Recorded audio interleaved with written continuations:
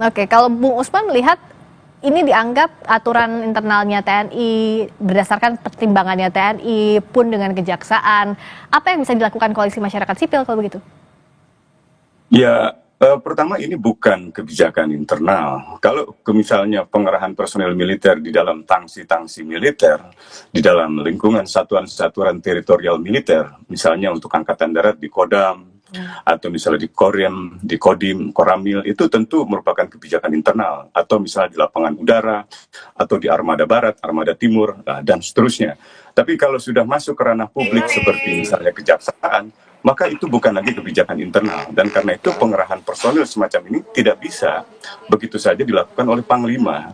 Seharusnya, ya ini dalam undang-undang yang lama, itu persetujuan politik dari Pak Christo, negara. mungkin sedikit Dan itu penegasan saja Pak terkait dengan Maaf, kejadian yang ada terjadi di Garut ini. kesalahan komunikasi Bagaimana tampaknya. kronologi, Sebentar, kita kemudian perbaiki terlebih berapa dahulu. jumlah korban baik Sedang dari diperbaiki, anggota TNI sendiri dan juga warga suaranya. sekitar, kemudian dengan adanya warga Sebelum kita kembali lagi ke Bung Usman dan juga Bung Dave, oke?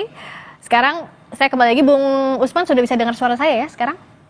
sudah. Oke, siap. Silakan dilanjutkan, Mas. Ya, jadi tadi saya katakan ini tidak bisa dilihat sebagai kebijakan internal karena bukan pengerahan personil di lingkungan satuan-satuan teritorial militer, Ya.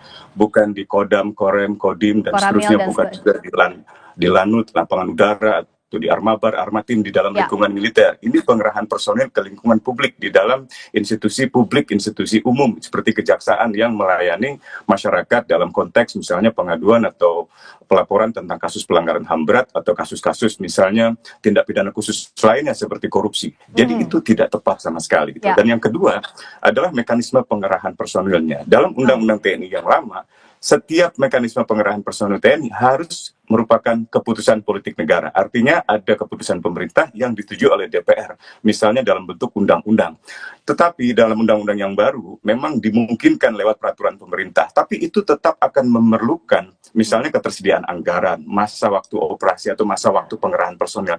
Dan itu seharusnya dikonsultasikan kepada DPR. Dengan demikian, maka setiap pengerahan personil TNI berada dalam kontrol sipil, berada dalam kontrol misalnya pemerintah dan DPR. Itu yang sebenarnya kami harapkan. Dan kami berharap dalam sidang DPR berikutnya, Komisi 1 bisa menanyakan apa urgensinya, apa signifikansinya dari pengerahan personal tersebut. Kalau memang untuk pengamanan Jampitmil, mengapa begitu banyak? Mengapa harus sampai ke Kejaksaan Tinggi?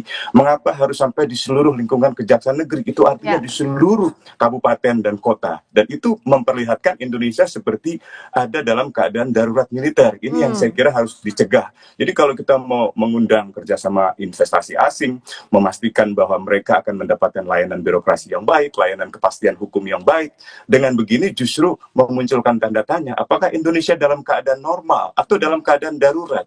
Jadi ini yang saya kira harusnya disikapi secara hati-hati di dalam proses pengambilan keputusan. Demikian.